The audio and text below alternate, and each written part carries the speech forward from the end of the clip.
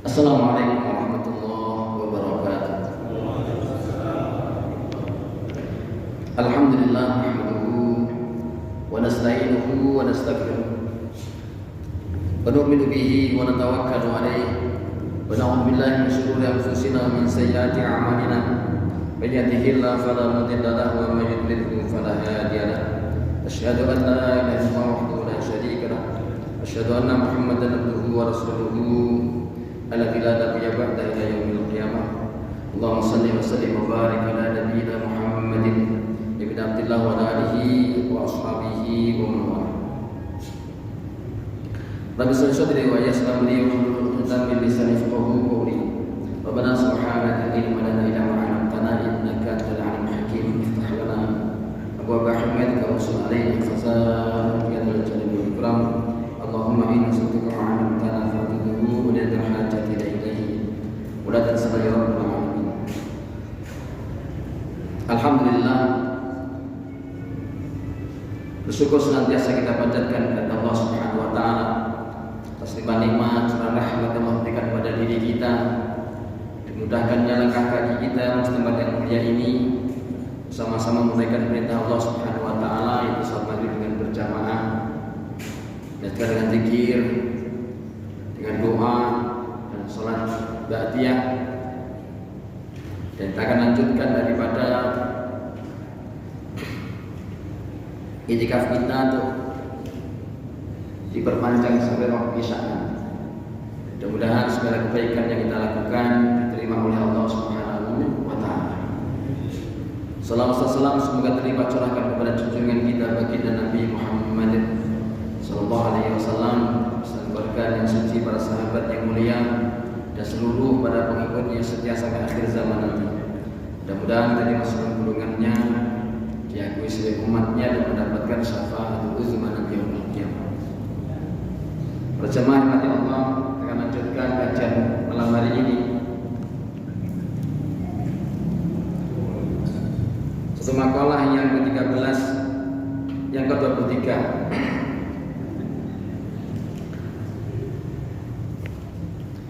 Diceritakan an-baqil hukama. Jadi sebagian daripada al-hikmah, di mana beliau mengatakan talabtu asyaratan fi asrati mawaqin fawajadtuha fi asrati ukhra. Beliau mengatakan bahwasanya aku mencari 10 dalam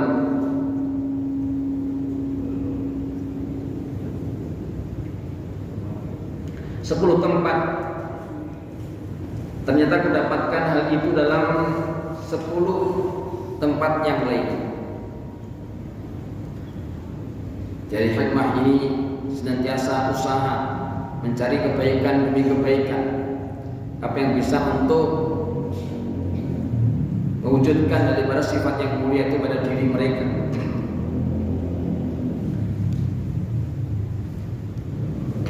Yang pertama adalah talab rif'ah fit takabbur. Aku mencari ketinggian derajat, kedudukan, kehormatan, kemuliaan dalam satu kesombongan, dalam ketakabburan. Dan ini banyak diusahakan oleh umumnya orang. Dipikir dengan kesombongan itu akan tinggi derajatnya, akan tambah daripada kemuliaannya.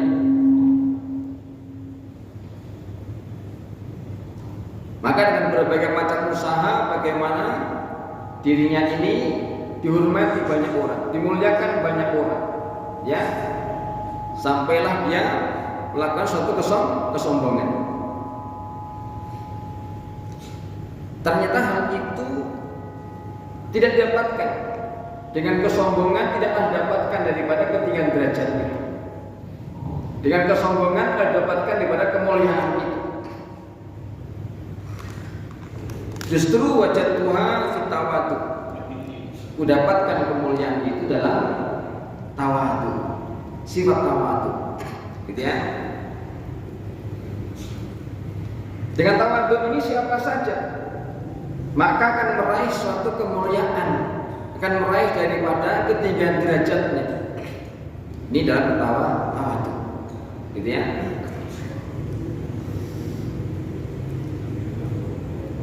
Nabi Sulaiman seorang raja kaya raya, ilmunya luas. Ketinggian derajatnya bukan karena kerajaannya, bukan keluasan ilmunya, tapi justru karena ketawaduan yang beliau miliki, itu yang memberikan derajatnya tinggi, gitu ya. Nabi Isa walaupun dalam keadaan miskin, tidak punya apa-apa, karena sifat ketawaduan maka menjadi mulia, tinggi derajatnya juga. Jadi tawadu ini bisa diraih oleh siapa saja, gitu ya. Seorang raja bisa, seorang pejabat bisa, seorang biasa bisa, bahkan mungkin orang yang miskin pun bisa, gitu ya. Dan itulah yang membawa daripada ketinggian derajat. Jadi gitu. Akan tetapi walaupun seorang itu raja, seorang pejabat, seorang menteri, tapi kalau tidak ada sifat tawadu, maka tidak akan menjadi tinggi derajatnya. Sebagaimana Fir'aun, sebagaimana Qarun, dengan kesombongan mereka, maka justru menjadikan tambah rendahnya diri mereka.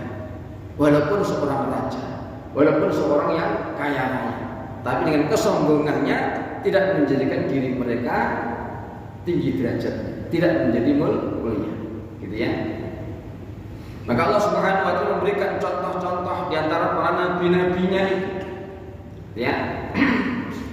Jadi ketinggian derajat mereka semuanya itu dalam ketawaduan, ya, ketundukan, ketaatan, kepatuhan kepada Allah Subhanahu wa taala. Apa itu tawadu? Qala Fudail, seorang ulama namanya Fudail bin Iyad rahimahullah mengatakan tawadu itu adalah antakhdu'al haqqi wa taqadalahu wa taqbalahu mimman qala. Jadi tawadu itu adalah engkau tunduk kepada kebenaran dan menurut kepada kebenaran itu dan menerima kebenaran itu dari siapa saja yang mengatakannya. Tawadu, gitu ya. Jadi apa? Jadi tunduk kepada kebenaran, dan kebenaran itu datangnya dari Allah Subhanahu wa taala. Karena al-haqqu mir rabbika fala takunanna minal mumtarin. Kebenaran itu dari Tuhan, maka janganlah kamu menjadi orang yang ragu. Jadi tawadu itu adalah engkau tunduk kepada kebenaran dan mengikuti kebenaran dan menerima dari siapa saja yang mengatakan daripada kebenaran itu. Itu namanya tawadu, ya. Jadi ketinggian derajat Nabi Sulaiman bukan karena kerajaannya, bukan karena jadi raja, tapi karena ketawaduannya, ya. Karena beliau tunduk kepada kebenaran, mengikuti kebenaran, gitu ya, dari Allah Subhanahu wa taala, ya. Maka menjadi mulia. Seorang nabi sebagaimana Isa yang paling miskin di antara yang lainnya, tapi karena tunduk kepada kebenaran, ikut kepada kebenaran, maka juga menjadi mulia, ya. Jadi kemuliaan ini bisa didapatkan dari siapa saja yang mereka memiliki sifat tawadu. Itu mengikuti suatu kebenaran, ya, tunduk kepada kebenaran, menerima kebenaran dari siapa saja yang menyampaikan. Kalau itu benar, ya kita ikuti. Jadi itu, ya. Masya Allah. Tapi kalau menentang kebenaran karena kesombongannya, merasa tinggi, merasa berkuasa, merasa hebat, merasa kaya dan seterusnya, maka suatu ketika akan direndahkan dan dihinakan oleh Allah Subhanahu wa taala. Ya. Ini yang kuasa, ya. Karena kesombongannya akan menjadi hina dan rendah. Apalagi orang yang memang orang yang rendah, orang miskin, orang kiri gitu ya, sombong, maka tambah rendah lagi. Yang pertama, gitu ya, ternyata kemuliaan, kehormatan itu didapatkan dengan tawadu, ya, tawadu, yaitu tunduk kepada kebenaran, menurut ikut kepada suatu kebenaran dan menerima kebenaran itu dari siapa saja yang menyampaikan. Kalau itu benar, sudah kita ikuti. Wa talabtul ibadah, dan aku mencari suatu ibadah, ghayat ta'zimillah, yaitu puncak daripada mengagungkan Allah Subhanahu wa taala fi shalat, dalam salat. Fa wajadtuha, ternyata mendapatkan daripada puncak mengagungkan Allah itu fil wara', dalam sifat wara'. Sifat wara'. Apa itu wara'? Wara' ini kata Ibrahim bin Adham, al-wara' tarku kulli syubhatin wa tarkul fadalat. Wara' itu adalah meninggalkan segala yang syubhat, yang remeng-remeng, yang belum jelas kehalalannya, gitu ya, itu ditinggalkan. Apalagi sudah jelas daripada keharamannya. Sesuatu yang masih syubhat, remeng-remeng, nggak jelas, itu pun ditinggalkan demi kehati-hatian, gitu loh ya.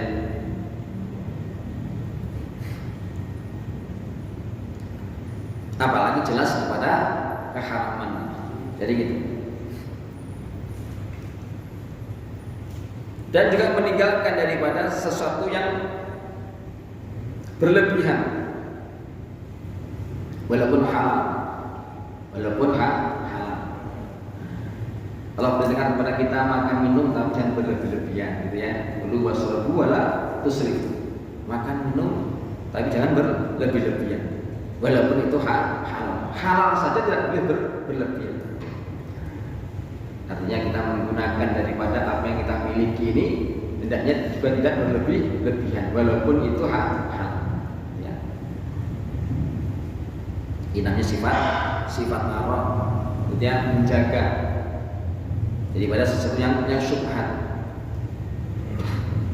Jadi kisah ulama-ulama di zaman dahulu menjaga daripada kehati-hatian, daripada syubhat itu luar biasa, gitu ya. Sampai ada seorang wanita, saudara daripada gubernur di Damaskus saat itu seudara perempuan. Suaminya sudah meninggal dunia, dia suka untuk membuat daripada penganyam, gitu ya. Sekarang kayak seperti tikar lah gitu. Ya. Karena miskinnya, kadang-kadang tidak ada lampu yang digunakan buat untuk menerangi dia untuk menganyam gitu. Maka suatu ketika ada dari kerajaan lewatlah daripada pasukan bersama dengan rajanya. Itu di jalan itu dibuat lampu-lampu, ya, menyambut daripada di sang raja mau lewat tempat itu. Maka dipasang lampu-lampu. Maka seorang wanita ini inginlah kiranya mengambil manfaat daripada terangnya lampu itu demi untuk menganyam daripada tikar itu. Sedangkan lampu-lampu itu adalah digunakan dari uang negara. Maka dirinya bertanya-tanya dalam dirinya, hatinya itu, apakah halal aku menggunakan manfaat daripada lampu itu? Padahal lampu yang digunakan dari uang negara. Kalau saya gunakan mengambil manfaat itu untuk diri saya, gitu ya. Nah, apakah hal nanti hasilnya? Sampai sebegitu hati-hatinya. Ditanyakanlah hal itu kepada Imam Ahmad bin Hanbal rahimahullah, gitu ya. Ya Imam Ahmad, ya tanyakan. Suatu ketika terjadi peristiwa keadaan di tempat kami tidak ada lampu, karena sudah tidak punya duit untuk membeli daripada minyak ketika itu. Beberapa listrik ini mampu, gitu ya. Nah, ini ada suatu sekarang event lah, gitu ya, di mana rajanya kan lewati tempat ini sehingga dipasang di benar lampu-lampu. Nah, tentu lampu-lampu ini dana dari negara. Apakah boleh aku mengambil daripada manfaat lampu yang dipasang oleh pemerintah itu untuk saya gunakan menganyam daripada tikar saya? Masya Allah, itu kehati-hatiannya seorang yang miskin, Pak, takut kalau hal itu menjadi haram. Sampai Imam Ahmad terkagum-kagum, terheran-heran, ada seorang wanita yang seperti itu keadaannya. Ketika kehati-hatiannya, ternyata setelah ditanya-tanya siapa ini? Saya ini Fulanah binti Fulan, saudara daripada gubernur di negeri itu, saudara perempuannya gubernur di negeri itu. Coba bayangin Pak, gitu ya. Dulu Damaskus itu Syria itu masih menjadi gubernuran lah, gitu ya. Nah, karena pusatnya ada di Madinah itu. Saya begitu. Terus tempat yang lain, karena Mesir juga dulu masih di suatu gubernuran, sehingga sampai ternyuh hatinya Muhammad itu sampailah diberikan hadiah kepada beliau karena kehati-hatian. Artinya apabila hal itu dihindari, hal itu lebih baik. Hati-hati itu. Masya Allah. Ada seorang ulama dalam suatu mengarang kitabnya, maka untuk mengeringkan daripada tempat daripada kertas yang ditulis itu sudah cepat kering, maka perlu menggunakan daripada tanah yang kering gitu. Ya. Seorang ulama ini sedang, kalau sekarang kontrak lah di rumah orang, kontrak di rumah orang. Nah, rumahnya itu ada tanah kering. Ya. Kalau saya ambil dalam hatinya, kalau saya ambil tanah kontrakan saya ini sedikit aja nih. Tanah kontrakannya bukan gede banyak juga enggak gitu Pak. Cuman dikit aja paling-paling untuk mengeringkan itu diambil kita berapa gitu. Untuk mengeringkan supaya cepat kering di dalam karangan kitabnya itu. Maka dalam hatinya berpikir, kali nggak apa-apa kali nggak apa-apa. Maka ketika itu malam harinya dia bermimpi. Dalam mimpinya dikatakan, wahai fulan, janganlah engkau meremehkan sesuatu yang kecil yang tidak halal bagimu, yang menjadikan engkau nanti akan menyesal di kemudian hari. Itu namanya rumah itu depan debu sedikit lah dia di rumah kontrakannya itu. Kalau ngambil paling-paling di depan, kalau sebanyak-banyak mungkin mas gini paling-paling kan gitu kan ya, tanah itu, gitu ya, bukan hektaran, bukan gitu. Ya cuma tanah kering itu yang untuk atau segini paling buat untuk itu dikit biar cepat kering. Ketika hatinya mengatakan paling nggak apa-apa, ya cuma sedikit doang. Tapi dia ragu-ragu apa ya, kalau ini tanah bukan milik saya, di rumah bukan milik saya di sini adalah kontrak.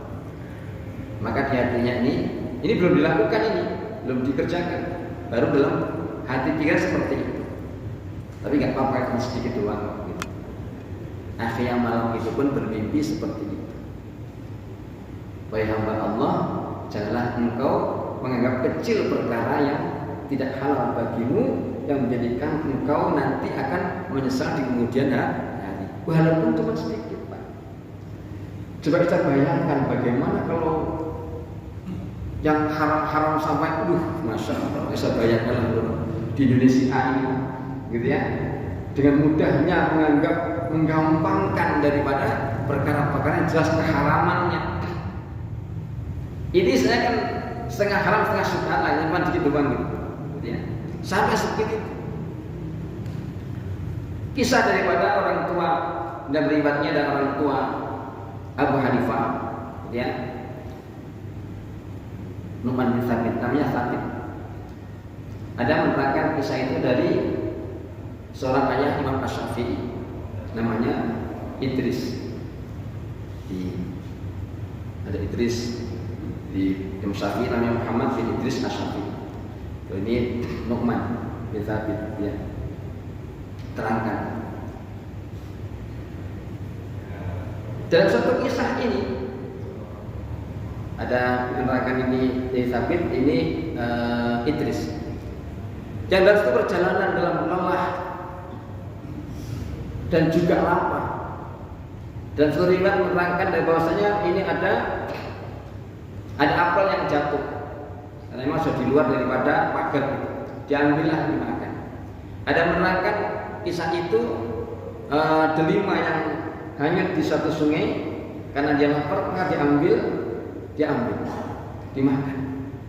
Tapi ketika baru dimakan satu kunyahan itu, dia teringat akan hadis Nabi SAW, "Man nabata lahmuhu minal haram fannaru qawlan." Barang siapa yang tumbuh dagingnya itu dari barang haram, maka neraka tempat tinggal. Akhirnya teringat, Masya Allah, ini makan sudah saya makan, gitu ya. Saya telan satu kunyahan, satu telanan gitu. Sementara ini belum jelas kehalalan bagi saya. Pak secara fikih namanya juga buah sudah hanyut begitu yang halal. Secara fikih kan begitu, gitu ya. Atau buah di luar dari pagar jatuh gitu ya. Nah, diambil halal. Secara fikih kan begitu. Tapi karena ini orang berhati-hati, apakah ini sudah halal buat saya? Akhirnya cari Pak itu, di mana tempat yang punya ini. Jadi yang hanyut tadi ini kalau tidak salah menurut kisah daripada Idris, bapak daripada Imam Syafi'i. Cari pada di mana kebun daripada delima itu adanya, akan dicari siapa yang punya. Sedangkan ini Tsabit daripada buah itu, apel ini siapa yang punya? Yang akhirnya ketemulah daripada yang punya daripada kebun itu, diminta untuk kehalalannya, ya, karena sudah tak tahan lapar sehingga ini gak terpikir panjang saat itu, ya. Nah, yang tadi halalkan. Yang punya kebun ini seorang yang soleh, ya, soleh yang taat kepada Allah. Ketika ada orang melapor seperti itu keadaannya, maka terkagum-kagum. Ini seorang pemuda menemukan daripada satu buah yang sudah jatuh saja, minta dihalalkan, begitu rasa takutnya kepada Allah Subhanahu wa Ta'ala. Sehingga yang punya kebun itu sampai akhirnya mengatakan, aku halalkan daripada buah yang kamu makan itu, asalkan engkau mau menikahi daripada putriku.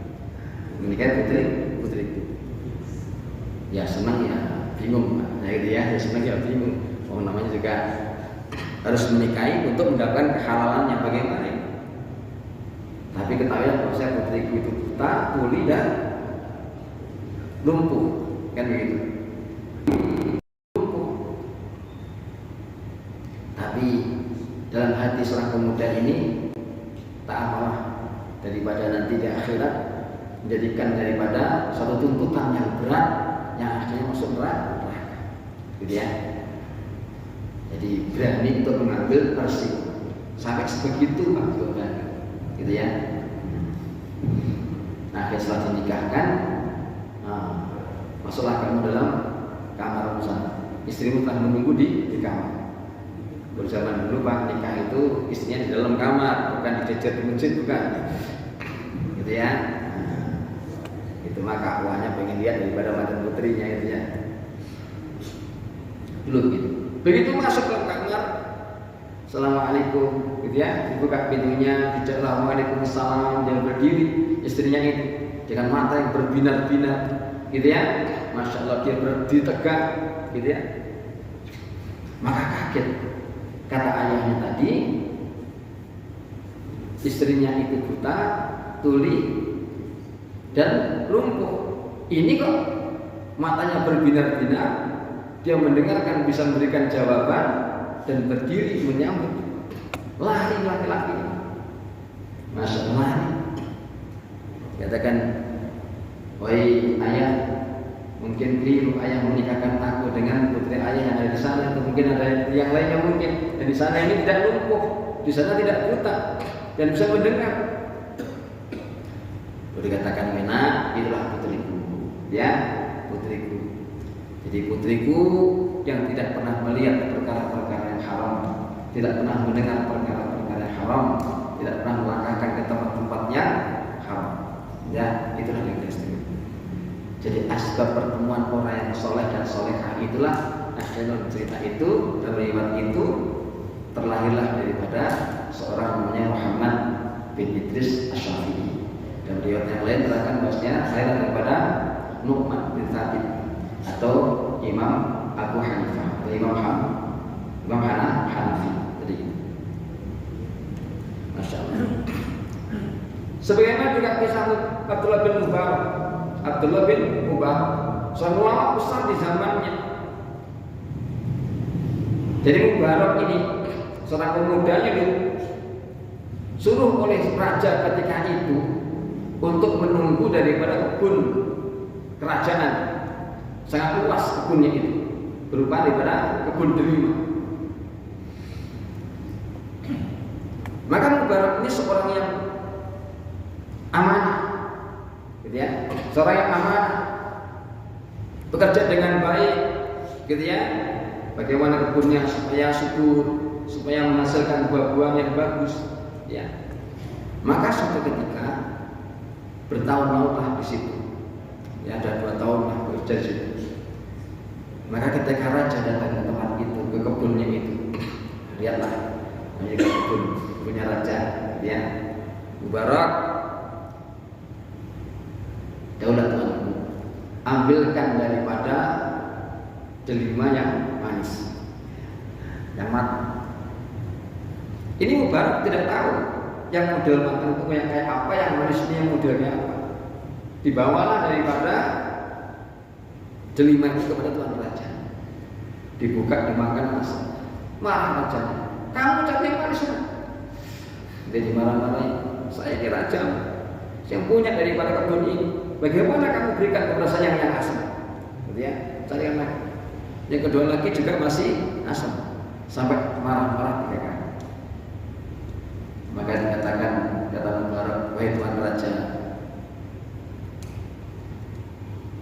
tuan raja menyuruh saya ke sini ini untuk menunggu mengurusi daripada kebun ini, bukan disuruh untuk menikmati atau merasakan, mencicipi daripada buah delima yang ada di sini, sehingga aku tidak tahu mana yang manis, mana yang asam.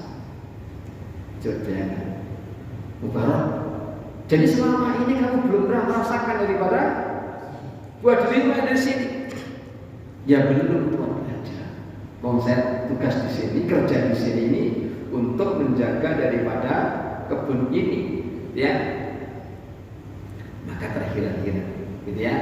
Nah, akhirnya Mubarak ini dibawalah ke tempat istana. Nah, kerja di istana. Jadi, maka akhirnya semakin dekat dengan raja. Kita melihat daripada kesolehan daripada Mubarak ini. Jadi itu. Maka suatu ketika sampailah seorang raja ini punya perempuan, punya istri, punya anak perempuan. Di anak perempuan raja itu di dalam dia di keputrian, bagaimana-mana. Ketika sudah saatnya lah untuk dinikahkan dan cukuplah umur pada putrinya itu, maka ada beberapa orang yang melamarnya lah di kalangan orang-orang yang terpandang. Anaknya raja Pak, yang berani melamar juga mesti orang besar, ya. Tapi anaknya tidak mau. Maka raja ini bercerita kepada Mubarak, saya ini punya anak perempuan, heran, dilamar anaknya orang kaya dia nggak mau, dilamarnya anaknya orang terpandang dia nggak mau, terhormat. Maka kata Mubarak, wahai tuan raja, di kalangan orang-orang Yahudi mereka mencari mantu itu anaknya orang-orang kaya. Dan banyak di kalangan orang-orang Nasrani mereka mencari dari mantu itu di kalangan anaknya orang-orang terpandang, orang terhormat. Maka orang-orang beriman apabila mencari mantu, ya akhirnya raja stop. Sedang ngerti. Akhirnya apa? Akhirnya besok disampaikan kepada putrinya cerita tentang seorang Mubarak kepada putrinya menteri. Maka akhirnya besok raja yang mengatakan, wahai Mubarak, kamu saya nikahkan dengan putri saya. Nah, gitu ya. Bingung ini, wahai tuan raja, bagaimana ini? Gitu ya. Ini seorang orang biasa-biasa karena kesolehan, gitu ya. Jadi nikah mendapatkan diundang. Akhirnya dari pernikahan itulah lahir namanya Abdullah bin Mubarak, gitu ya. Abdullah bin Mubarak, dia ulama besar di zaman itu. Mubarak. Jadi pengumpul hadis, ya, pengumpul hadis di awal, ya. Ingatnya Abdul Mubarak ini guru daripada Imam Bukhari, banyak mengambil hadis daripada Abdul Mubarak. Masya Allah. Ialah orang zaman dahulu karena kewaraan menjaga kehati-hatian daripada sesuatu hal yang tidak halal. Jadi gitu ya, Masya Allah. Ini belajar juga, gitu ya, Masya Allah. Wa talabtu rahah. Aku mencari kesenangan, baik kesenangan hati, kesenangan jasmani, gitu ya. Fil hirsi dalam mencari harta kekayaan. Umumnya orang itu ingin senang, ingin gembira, ingin bahagia apabila orang ini punya harta banyak. Maka begitu semangatnya, begitu bergairahnya orang itu bekerja demi untuk mendapatkan daripada kekayaan. Bukan hal itu sesuatu yang dilarang, bukan. Jadi hanya umumnya kebanyakan orang berpikir kalau nanti saya harta banyak, ya kekayaannya ini berlimpah, maka saya akan bahagia. Kan gitu umumnya. Sehingga kerjanya luar biasa. Ternyata wajadtuha fi zuhud. Dan aku dapatkan hal itu justru dalam zuhud, dalam kesederhanaan. Dalam kesederhanaan itulah justru didapatkan daripada rasa kebahagiaan itu, rasa kesenangan itu, ya. Inilah zuhud dan kesederhanaan, ya. Dan sederhana inilah kata Nabi yang menjadikan asbab orang itu selamat, ya. Menjadikan asbab keselamatan daripada seseorang itu kata Nabi ada 3, gitu ya. Salatun munjiyatun. Ada 3 hal yang menjadikan asbab keselamatan manusia dunia akhirat. Apa yang pertama kata Nabi, fakhasyatullah fi sirri wal alaniyah. Takut kepada Allah baik secara sembunyi ataupun terang-terangan, baik sendiri ataupun banyak orang. Ini menjadikan asbab selamatnya seseorang dunia dan di akhirat. Ya, rasa takut kepada Allah. Ya. Ini kalau sudah takut kepada Allah, Pak, gitu ya, insya Allah orang kita akan selamat hidupnya di dunia dan juga nanti di akhirat. Ini asbabnya pertama. Yang kedua, al-qasdu idal fakri wal ghina. Sederhana dalam hidup itu walaupun dalam keadaan kaya ataupun biasa saja. Biasa sederhana. Untuk keperluan hidup kita ini sederhana, sesederhana mungkin. Tapi untuk kebaikan-kebaikan sebanyak mungkin, gitu loh. Untuk keperluan hidup kita sesederhana mungkin. Tapi untuk kebaikan-kebaikan, gitu ya, berinfak, bersedekah, berbagi, memberi, menolong, membantu. Ini sebanyak mungkin, gitu ya. Karena keperluan yang kita pakai ini yang nanti akan diperhitungkan di hadapan Allah. Sedangkan apa yang kita bagi, apa yang kita beri, gitu ya, maka inilah menjadi kekekalan nanti di akhirat. Gitu loh.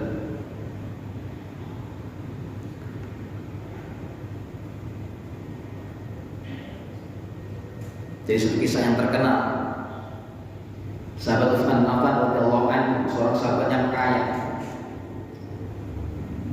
Ketika seorang istrinya menggunakan minyak itu agak kebanyakan kegedean minyaknya, lampunya itu saja bahasa kita diomelin lah, ya hardik lah, gitu ya. Artinya seseorang itu jangan karena merasa punya akhirnya menggunakan berlebih-lebihan, kan? Sampai ada seorang sahabat ketika itu datang kepada Rasulullah karena keadaan yang sangat memprihatinkan, sehingga Nabi suruh coba kamu datang kepada Utsman. Begitu datang ke sahabat Utsman bin Affan, mendengar daripada sahabat Utsman itu sedang menghardik, mengomeli daripada istrinya gara-gara apa? Menggunakan minyak ini kegedean. Cuma karena itu saja. Akhirnya apa? Gak tega, ini istrinya pakai minyak aja diomelin, bagaimana saya datang mau dapat sesuatu gitu. Akhirnya gak jadi lagi. Bagaimana? Ya Rasulullah, saya tadi sebenarnya tidak ingin mendengar sesuatu sana, gitu ya. Tapi terjadilah sesuatu itu di tempat di mana sahabat Rasulullah. Kamu balik. Akhirnya balik sana. Nah, ketika balik sana, ternyata sahabat Utsman pun belum selesai juga ngomongin daripada istrinya itu, ngomelin. Nah, akhirnya karena masih terdengar itu, akhirnya balik lagi. Maka terlihat dari sahabat Utsman, akhirnya panggil, sini, tidak apa? Akhirnya diceritakan, saya tadi menyampaikan sesuatu kepada Rasulullah, dan Rasulullah pun menyuruhku kepada untuk datang ke sini. Tapi karena aku mendengarkan sesuatu di rumah tanggamu, sehingga saya tidak jadilah untuk menyampaikan sesuatu kepadamu. Akhirnya, udah sampaikan apa? Akhirnya sampaikan keadaan itu, dan sahabat Utsman mengambil satu kantong dinar. Dulu kan masih kantong-kantong dia, sejak dinar, dia kepinginan mas dinar, diberikanlah kepada orang itu. Maka untuk kelahiran, wahai sahabat Utsman, bagaimana kau berikan aku segini banyaknya, sementara istrimu cuma karena minyaknya kegedean saja kamu omelin gitu. Apa katanya? Wahai sahabatku, apa yang aku pergunakan untuk keluargaku, inilah nanti akan ditanya di hadapan Allah Subhanahu wa Ta'ala. Sementara apa yang aku berikan kepadamu, inilah yang nanti akan memberikan daripada kebaikanku nanti di hadapan Allah Subhanahu wa Ta'ala. Jadi keperluan kita sesederhana mungkin. Orang hidupnya sederhana, maka tidak banyak angan-angan khayalan yang tinggi-tinggi, tidak akan pernah bersaing dengan kawan, dengan tetangga yang lainnya dalam perkara dunia. Sederhana. Jadi hidupnya enak, itu sederhana. Ini yang kedua, ya. Dan yang ketiga adalah al-adl, yaitu adil. Kalau adil kepada siapa saja, ya, maka dengan asbab daripada keselamatan. Ini karena nggak adil, gitu ya. Suatu pemerintahan yang tidak adil atau kepada kita pun nggak adil, mesti bermasalah, gitu ya. Bikin tidak selamat. Hanya keadilan itulah menjadikan orang itu membawa keselamatan dunia, keselamatan akhirat. Ya, ini tiga hal. Takut kepada Allah, yang kedua sederhana, yang ketiga adalah adil kepada siapa saja. Ya, jangankan kepada kawan, kepada lawan pun juga adil, gitu ya.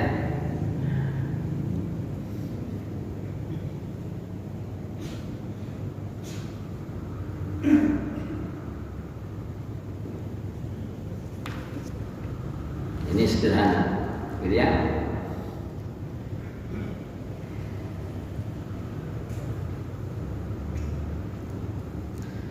Wa tanurul qalbi fi sholatin nahari jahran. Aku mencari cahaya hati dalam sholat malam, dalam sholat siang hari yang nyata. Artinya dalam terlihatnya banyak orang, gitu ya. Ku cari cahaya hati biar hati ini terang, gitu ya. Maka usahakan dalam sholat siang hari yang memang terang benderang di siang hari, gitu ya, yang nampak daripada banyak orang. Ternyata fawajadtuhu fi sholatil laili sirran. Ternyata mendapatkan cahaya hati itu dalam sholat malam secara sembunyi-sembunyi, gitu ya. Dalam sholat malam yang dilakukan sembunyi-sembunyi, gitu ya, tanpa diketahui yang lainnya kecuali Allah Subhanahu wa taala dan para malaikatnya. Maka situlah yang memberikan asbab daripada hati menjadi terang, gitu ya. Ruya Nabi SAW diriwayatkan bahwasanya Nabi SAW qala bersabda, aqrabu ma yakunu rabbuhu bil 'abdi fi jawfil lailil akhir. Fa istata'ta an takuna mimman yadhkurullaha fi tilka sa'ah fakun. Tirmidzi wan Nasai wal Hakim. Jadi sedekat-dekatnya Allah kepada hambanya itu di tengah malam yang terakhir. Jadi malam yang terakhir itu saatnya Allah sangat dekat kepada hambanya. Maka apabila kamu mampu, maka jadilah di antara orang yang mengingat Allah di saat-saat itu, ya. Jadi di sepertiga akhir atau menjelang subuh, gitu ya. Ini saat-saatnya paling dekatnya Allah kepada hambanya. Ini waktu yang terbaik itu 4 waktu: sebelum subuh, setelah subuh, sebelum maghrib dan setelah maghrib. Ini waktu yang terbaik, ya, untuk mendekatkan diri kepada Allah Subhanahu wa taala. Ya. Maka saat itulah banyak mendekatkan istighfar kepada Allah Subhanahu wa taala. Wabil asharihum yastaghfirun, ya, wal mustaghfirina bil ashar. Gunakan kita kadang mendekati waktu subuh khusus untuk istighfar kepada Allah. Kalau sekiranya bangun kita agak terlambat, ya, dan habiskan buat sholat, katakanlah mungkin hanya 2 rakaat atau mungkin hanya 4 rakaat, maka sisanya waktu tinggal sedikit, maka banyak istighfar kepada Allah Subhanahu wa taala. Gitu ya. Baik, sampai sini. Ya, melanjutkan daripada satu keistimewaan, ya. Kalam-kalam, kalimat-kalimat yang berharga tinggi daripada para ulama perlu untuk kita dengarkan bersama-sama agar menambahkan daripada daya hati dalam diri kita semuanya. Ya. Mohon izin Ustaz, satu aja Ustaz. Iya. Ya, terganjal dalam kehidupan itu Ustaz. Itu cerita Ustaz tadi, paparan Ustaz tadi adalah orang soleh dengan orang soleh. Berarti bapaknya ini seorang pendusta. Nah, si anak dia tidak ikhlas, dia tidak ikhlas, takut dihukum, okelah. Jadi berarti kita kan harus ada ikhlas Ustaz, untuk menerima sesuatu. Nah, bapaknya berbohong. Nah, ini cerita ini maknanya apa Ustaz? Ya itu. Dan sudah itu. Kalau kita dalam kehidupan sekarang ini ada tanah Pemda ditanami oleh masyarakat, pohon jambu, pohon apa, jatuh untuk buahnya, kita lewat, apakah itu subhat, haram atau makruh kita ambil buah itu? Padahal itu tanahnya bukan tanah dia. Ini banyak fenomena. Tapi kalau yang seperti itu Ustaz ceritakan tadi itu mungkin nggak ada mungkin di sekarang itu. Ya, mohon penjelasan ya. Terima kasih. Masya Allah, luar biasa.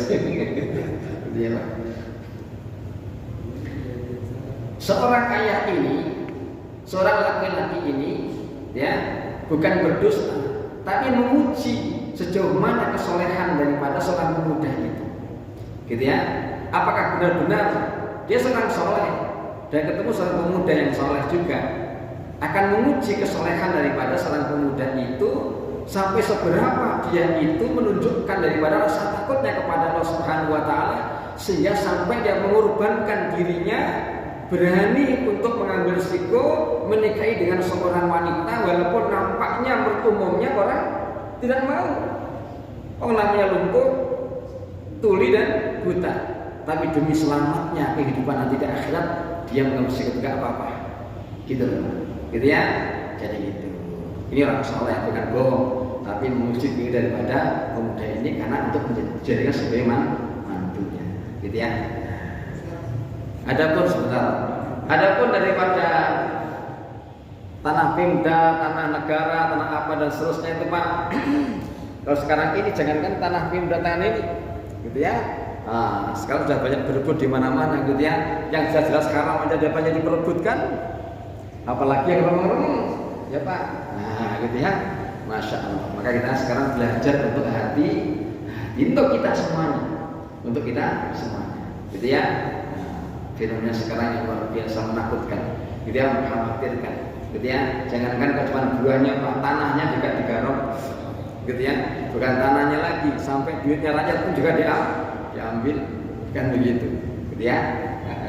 Tanahnya itu nanti kalau masalah buahnya Pak, tanya kepada guru yang mengajarkan tentang fikih nanti. Nah, kalau kita hindari itu semuanya agar supaya selamat.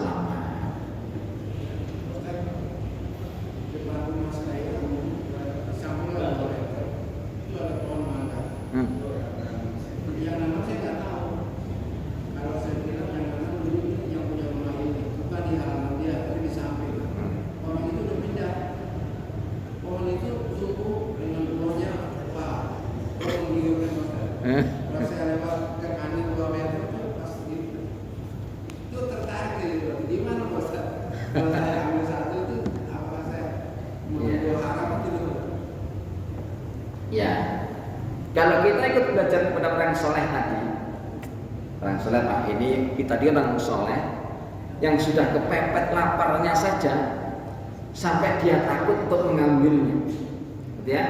Karena lapar, orang udah lapar kadang-kadang kan lupa untuk ya karena laparnya nggak ada lagi makan. Orang zaman dulu hanya lapar itu lapar beneran Pak, gitu ya. Kalau sekarang belum sarapan itu sudah lapar sekarang. Dengan pagi belum sarapan udah bilangnya udah lapar. Sekarang kan begitu. Orang berdekat lapar itu Pak bisa sudah sehari, bisa 2 hari belum makan. Kan begitu. Tapi sekarang orang lapar, pagi belum sarapan aja udah. Kan begitu. Jadi belum darurat betul sebetulnya. Belum darurat gitu ya. Nah, bagaimana kan itu? Nah, kalau kita belajar mengikuti orang-orang soleh zaman dahulu, ya hindari itu. Jangan sampai hanya karena perkara yang sedikit itu menjadikan asbab nanti bermasalah di akhirat. Kan gitu kan. Kalau kita beli mungkin gak segera, ya kan? Jadi gitu. Kita belajar Pak. Nah, ya. Ya abaikan aja. Kita hindari aja lah. Gitu ya. Wong kita masih bisa beli kok. Kita masih bisa beli gitu ya dan seterusnya gitu ya.